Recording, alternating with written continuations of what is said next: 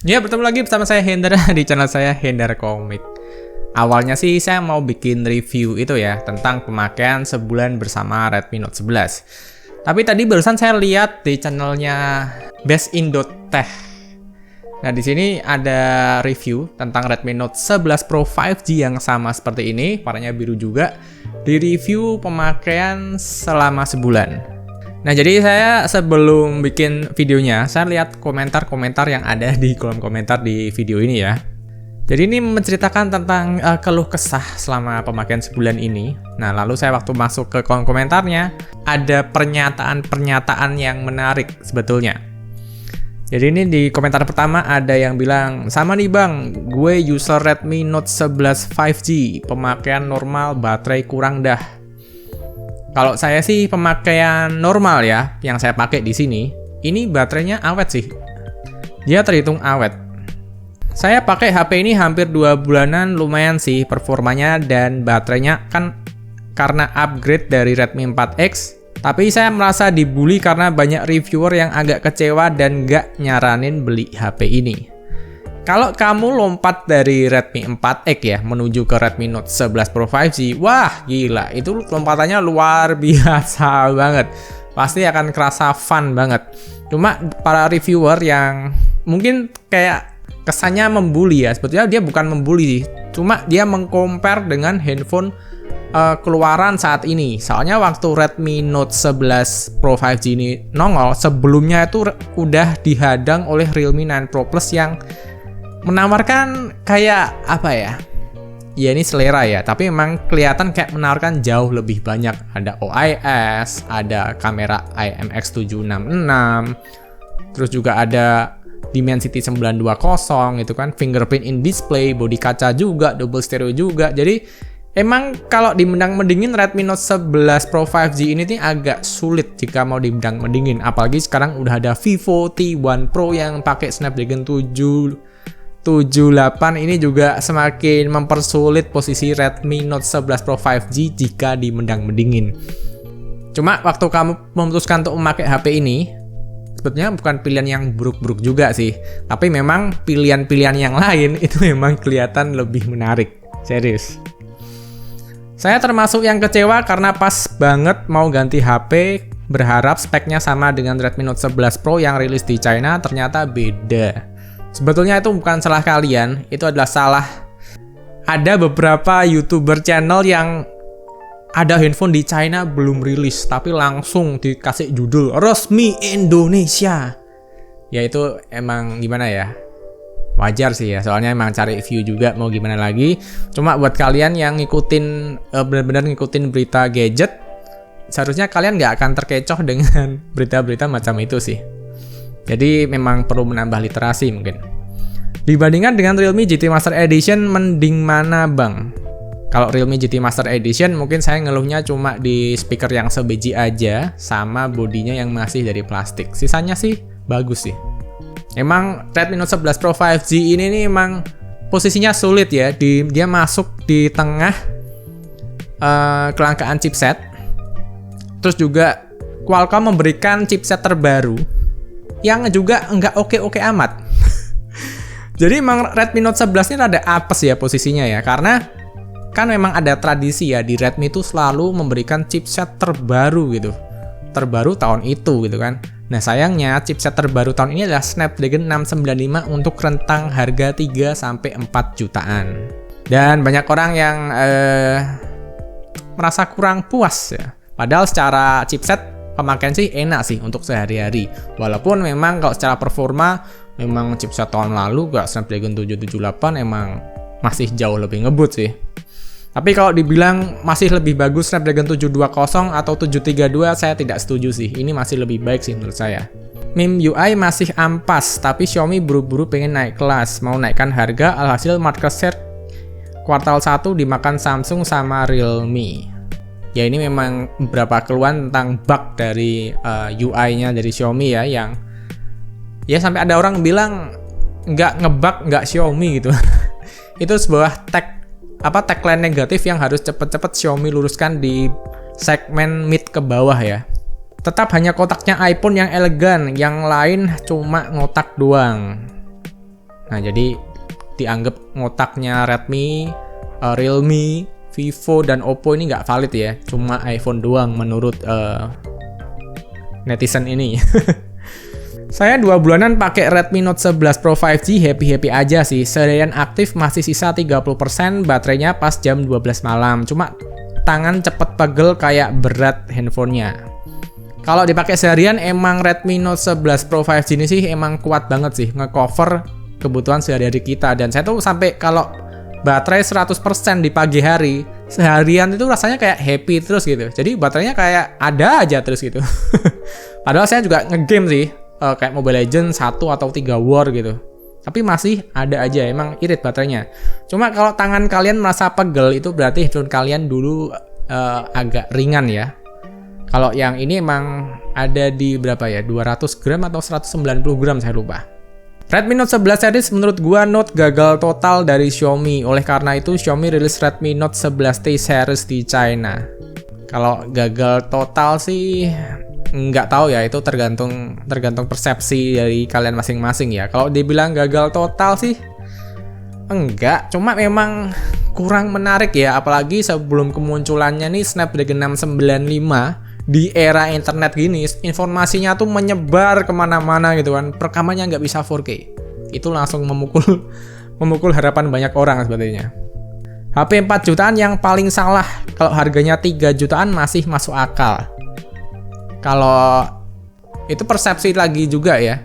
Cuma emang kalau saya sih dulu ngiranya bisa sampai 4,1 lah minimal. Seharusnya ada di 3,999 gitu lah. Mepet 4 juta nggak apa-apa gitu.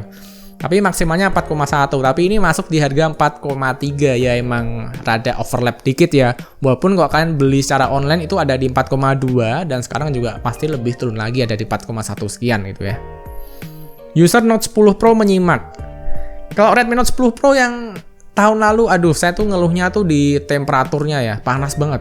Handphonenya tipis cantik, tapi kalau dipakai buat ngegame bentar kayak Mobile Legends aja udah panasnya tuh ya ampun. Gila.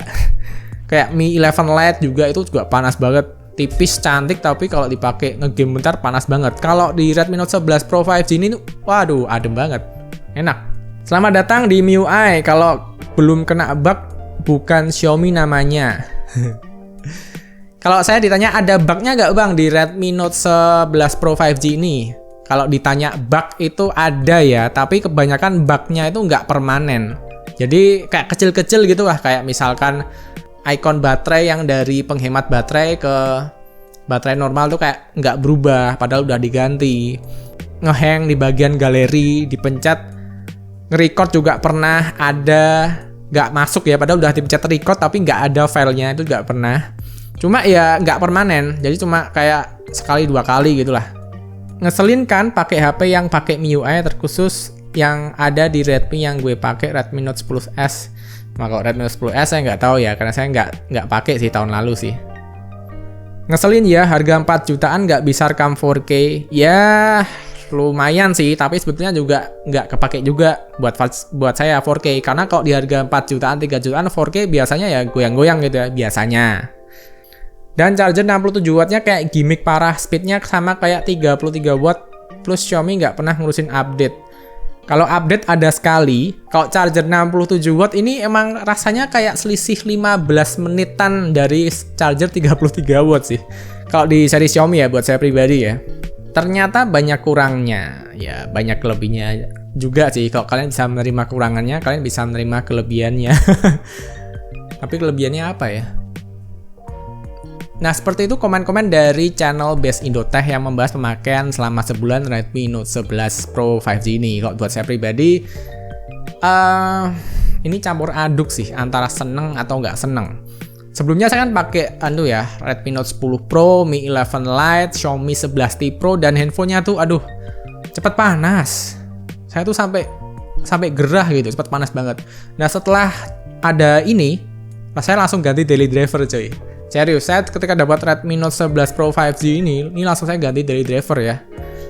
Jadi ini handphone yang sudah saya pakai selama dari pembelian awal waktu rilis hingga sekarang. Rasanya wah adem bro, dipakai buat apa-apa oke. Nggak cepet panas, pokoknya nggak bikin tangan gerah lah, serius. Cuma emang kalau ditanya dari kamera, kamera nih agak nano-nano ya. Untuk masalah 4K udah jelas ya, nggak ada. Terus kalau dari hasil fotonya itu kadang bagus, kadang enggak. Khususnya waktu cahaya proper sih bagus ya. Dia bisa di-push lah hasil fotonya. Tapi harus beneran dengan tangan yang steady gitu ya, jangan goyang-goyang. Nah, kalau di low light, nah ini low light dikit langsung kayak ngedrop banyak sih hasil fotonya sih. Cepet ngeblur gitu ya. Terus hasilnya kayak kurang tajam. Itu emang kerasa sih. Terus dari videonya juga walaupun dia 1080 tuh kestabilannya tuh kurang banget. Gak tahu ini salah chipsetnya atau salah Xiaomi-nya, saya juga kurang ngerti ya. Tapi emang kestabilannya tuh kurang banget. Apalagi kalau kalian bikin video yang nge-zoom kayak pelan-pelan gitu ya. Di makanan misalkan gitu. Wah, itu kerasa kayak tangannya tuh gemeter banget sih. Emang sih tangan saya gemeter banget. Cuma kalau pakai EIS nggak kerasa seperti itu seharusnya. Ya minimal jitter lah. Nah lalu kalau dipakai buat ngegame ini juga performanya emang nggak outstanding seperti yang saya bilang dulu ya.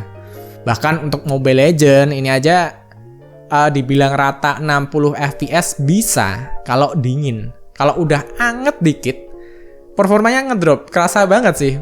Jadi bahkan saya di settingan ultra Mobile Legends ya, Mobile Legends Ultra itu kalau udah anget dikit ada notifnya sering dulu disuruh nurunin. Jadi akhirnya masuk ke settingan high. Dengan FPS-nya ya high juga di 60 fps. Nah, kalau di settingan high itu baru bisa awet.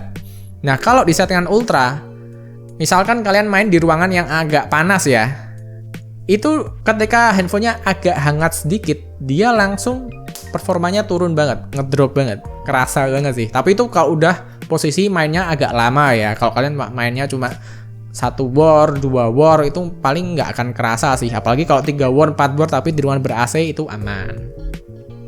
Nah, kalau ditanya apakah handphone ini worth it sih Bang buat dibeli buat tahun ini? Nah, tadi kan udah saya bilang ya, posisinya emang sulit. Dia udah diapit sama Realme 9 Pro Plus dan Vivo T1 Pro.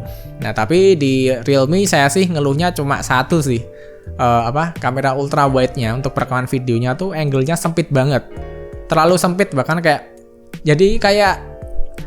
kameranya ada kamera ultra wide untuk videonya ya, tapi kerasa kayak nggak kamera ultra wide. Jadi kerasa di belakang itu cuma ada satu kamera aja sama satu kamera makro. Itu sih yang bikin saya gregeten gitu. Padahal hampir perfect itu handphone.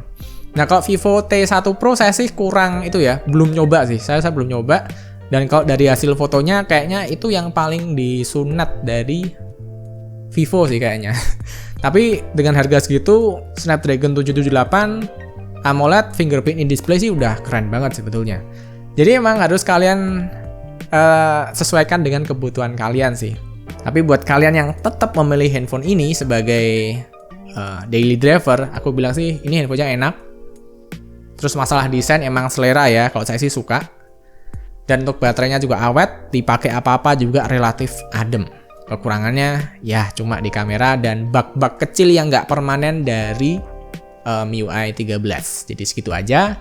Dan terima kasih buat teman-teman yang udah nonton dari awal sampai akhir dan sampai bertemu di video berikutnya.